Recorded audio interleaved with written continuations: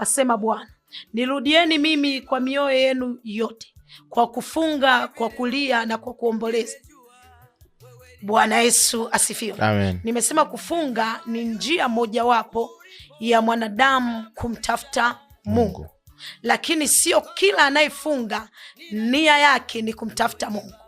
Haleluya. Lakini anaweza akatumia hii njia kwa ajili ya kumtafuta Mungu, kama Biblia inavyosema kwenye kitabu cha Yoeli. Anasema, lakini hata sasa nirudieni mimi. Kwa nini Mungu anasema nirudieni mimi? Anasema nirudieni mimi kwa sababu mwanadamu amemwacha. Kwa hiyo anatoa mwongozo wa njia ya kufunga kama kutumia kwa ajili ya kumrudia yeye. Manake alikuwa pamoja na Mungu, lakini ikafika akamwacha Mungu. Kwa hiyo anataka kurudi kwa Mungu. Biblia inasema, lakini hata sasa nirudieni mimi kwa kufunga, kwa kulia, kwa kuomboleza.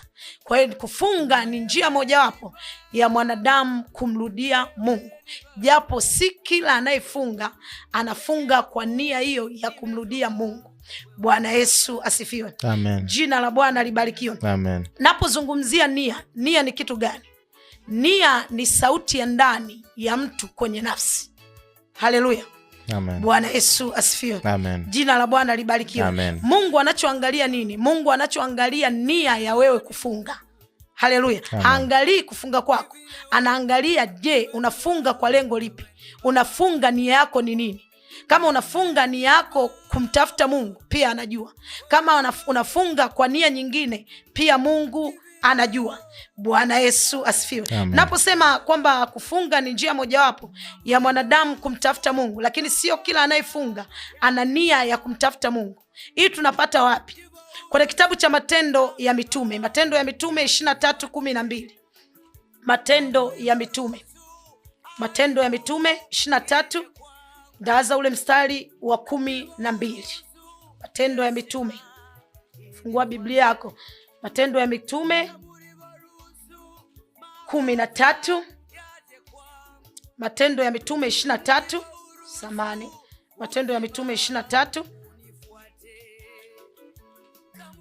kuanzia ule mstari wa 12.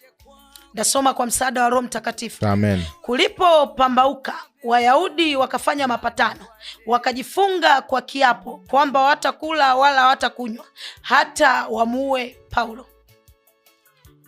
13. Na hao walioapiana hivyo walipata zaidi ya watu 40. Nimesema kufunga ni njia mojawapo ya mwanadamu kumtafuta Mungu.